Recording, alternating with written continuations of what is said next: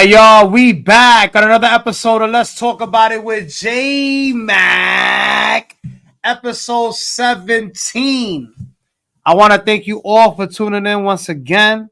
It's always an honor and a pleasure. Thanks for rocking with me thus far. Please like and subscribe if you haven't done so already, and comment below that you have done so. I want to thank you all for tuning into the Gordito and Chinito podcast, as well as the JMACK Experience podcast and Tat Talk. All right. Now, going right to it. I told you I'm not doing no long intros, no more pause. We're going right to it. We got a few things we want to talk about today in a few different situations. Once again, if you have some similar situations and you can relate to anything that's going on that we are speaking on today, please comment below, or you could email us at the JMACKExperiencepodcast at gmail.com. I never had a boyfriend or a first kiss. I'm 21 and I have no friends. Why do you think people don't like me? Ma, first of all, either you're ugly, you're fat, you ain't got no bread, or you probably stinky reeky. So if it's one of those things, in my opinion, you got to work on yourself. Don't worry about, you're still young, by the way. 21 is not too crazy. Or maybe you're just not getting out there. Maybe you got to go out. Maybe you got to be more social. Maybe you got to be in the mix. You got to find a way to build relationships. Like sometimes it's not going to go the way you want it all the time, but you got to figure it out. Maybe get on dating apps or something like that. I mean, that's just corny to me. I'm more old school. If I was you, I would just go out there, go out, go to some bars, go clubbing, simple shit like that. But somebody said, I want you all to listen up. Whether you're 21, 16, 34, or 40, many times we feel lonely and start counting all the things we lack, friends, loved ones, and memories. Whenever you feel that way, I want you to remember what I'm going to tell you. It's a collection of thoughts I read sometime back. I hope they're able to cheer up whoever that reads them. You may not see it today or tomorrow, but you will look back in a few years and be absolutely perplexed and awed by every little thing that added up and brought you somewhere wonderful or where you always wanted to be. You'll be grateful things didn't work out the way you wanted them to, and you still have a lot left to live for. Rooftop dances, beach bonfires, forehead kisses, and love, endless love. There's so much more in the world, and it might seem as life doesn't balance out at once right now, but it will eventually. Sometimes we tend to overthink a lot. I have no friends. It's something we all tend to think once we fall into sadness trap. If you ever see yourself thinking that way, put a long thought back, pause, and think of people who do care for you. If you can think of none, think of people you're comfortable in having a conversation with. Invest your time in them and get to know them better, and you'll see yourself having friends you never thought you would. If you find trouble initiating conversations, remember that a smile almost never fails. Maybe greet the people you meet with a smile a few times, and you'll see yourself being in a position comfortable enough to start conversation. It may take time, but try to be the sun. People are always attracted to those who spread sunshine. Wow, this is one of the deepest messages we have ever had on this show. I would like to give them a round of applause because that's beautiful, man. Like, that quote right there was awesome. I'm going to use that actually, maybe write about it in one of my songs. It may take time, but try to be the sun. People are always attracted to those who spread sunshine. That is deep. I like that quote a lot. Now, somebody said, adding to that, beautiful answer. That was amazing. I think that a person does not need a lot of friends or boyfriend or girlfriend or parties to be happy. Happiness lies within. Facts. You got to make yourself happy first. Like, not for nothing, this year has shown me a lot. It's been a rough year. I know it's been rough for everybody, but I kind of have been back to my place of just like being a loner again. And you know what? I found self-happiness, even though sometimes I go through my emotions, but I've been reading, I've been learning, I've been researching, I've been creating more. I've just been in my own bond, building time with my daughter. A lot of times I was so busy and doing so many things that, like, I would do the bare minimum with my daughter and family. You know what I mean? Like, because I was always working, I was this, I was that. I spend time with her now as much as I can. Before I would be like when I can, when I don't. I make time every day now. Is the difference, And even though it's not easy when you have a busy lifestyle, but that's what matters most. Relationships with your family, relationships with your kids, relationship with your significant other. If you don't have that, either way, um, you know, make time for yourself and get to know yourself and build on yourself. You know what I mean? They always say work on yourself first before you worry about someone else. That's the main advice I'm going to give. And that's very, very true. If you're not working on yourself and at your full potential, how do you expect somebody else to want to fuck with you? To be honest, you know what I mean? Or be in your corner. Now, if you feel the same or you can relate to something similar to this, if you've ever been in this situation, please comment below or email us at the JMACK at gmail.com. Now, for the next one, this woman said here, I'm 45 years old, I have no children, and have never been married. What is the point to being on this earth? Well, here we go again. Last week we had something similar. At the end of the day, man, like 45 is not old. Just like the thing we just spoke about, our last subject, 21's very young. Again, maybe you're not putting yourself out there. Maybe you're not working on yourself. Maybe you're not at your full potential, because that's usually what it is. Like, you attract. If you're doing good, you're gonna attract. You know what I mean? But at the end of the day, it may take longer than others. I mean, some people are shy, some people are not going. Like, maybe you have to work on those things and then worry about what's not going right in your life. Somebody said, I feel the same way, only that I'm 72 and have had children. Damn, 72. Yeah, it's time, papi, for the graves already calling, my man. No offense, but damn. 72 years old, bro? I have no friends who care enough about me that I could put them down as an emergency contact. I'm lucky if I talk to my kids once every 3 to 4 months. When I visit them, they have me reluctantly or often just leave town. Surely you do as well as I do. I often think, what's the point? If you want to find something to cry about, you will. You are depressed, seek help. I don't think she's depressed. I just think honestly that she just haven't met someone. That's probably what it is. Someone said here, you know what? Someone needs to start a group to get us all lonely people together for a possible love connection. Seriously.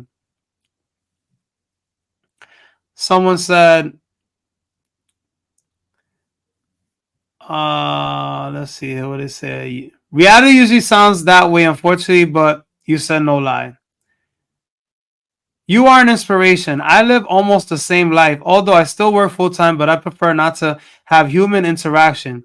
I love my pets, my crafts, my hobbies. Hats off to you. Someone said here, I am 74. I had a hysterectomy at 38, so no kids. Broke my heart, but it was a health decision between me and the doctor. Haven't been married either, but I'm still planning on it in this life. I'm a professional musician. I have a wonderful family and friends, and a pink stuffed teddy bear. So adorable. Hey, yo. Hey, that's what makes it. I'm not the most financially wealthy person, but I'm not done living yet. I have miles to go. I have shed many tears in this life, but I'm still determined to live a lot more years and keep active. I suggest you either find someone to try and make you happy, a friend, or someone, even a neighbor. Nothing wrong with that. I was in therapy also twice in my life for specific reasons. Life is worth living until the end. Straight up, you got people here that are about 74, almost 80 years old. You can't give up. Yeah, like, you can't be on that, oh, what's my purpose in life? You're 45. You know what I mean? So that means, like, it does sound a little bit like you're saying, what's the point of being here? Like, do you mean like being on Earth, or like being on talking about your problems in this group conversation? Because I don't know, it could be either one. But like, if it's like you think like you're better off just being off the earth, like literally dying. Like, you're still young. People say, oh, you always say you're still young, but you're not 80, you're not 90, you're not crippled. You can always seek help. We're gonna put that number on this podcast. If you want to call the hotline, you feel suicidal, please reach out. Once again, if you can relate to this topic, please comment below, or you can email us at the JMACK at Now, somebody said, now it's going to get a little bit different right now. These other ones were more like lonely conversation. I'm almost 44 years old. In December, my husband of 20 years has been asking for us to have another baby. We have a 22-year-old, 21-year-old, 16-year-old, and 14-year-old. Is it too old for me to have another child? I don't know. There's shorties that be having kids at like 50, sometimes 60 years old. Correct me if I'm wrong. But I don't ever think it's too late. You can always have a surrogate. I mean, this is what I think. If you're done raising kids, then maybe. But if you love raising kids and you have the finances to do it, because kids are hella expensive, by all means. Somebody said here, perhaps it's time to call it quits. I think your husband is a bit selfish. You have the best years of your life ahead of you. Go and enjoy your freedom. Why have a child at the age of 60 when at the age you're in now, 44, when you'll be 60 when your child is 18? But then again, it's up to you. I agree with that too. Like, bro, you're going to be dumb old by the time your kid's like 18 years old. I mean, that's a big gap, you know? I don't know about y'all, but I have my kid fairly young. So by the time she is 18, 20 years old, we could still party. We could still, go out, have a drink. I'll be the cool dad, not the old dad. You know what I mean? Like, that should be a shirt. The cool dad, not the old dad. I don't know. Somebody else said this for the last comment on this situation. They said, yes, I think it's too old and not fair on you both and the baby. Little story here. When I was 46, my auntie was pregnant with my sister at the time. My auntie ended up having a nervous breakdown and it was not good.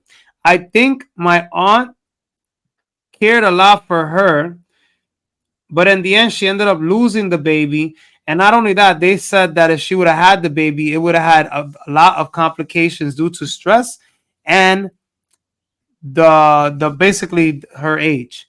So I don't know. That's another factor because they say when you have kids, when you're a little bit older, that your kids could come out with defects.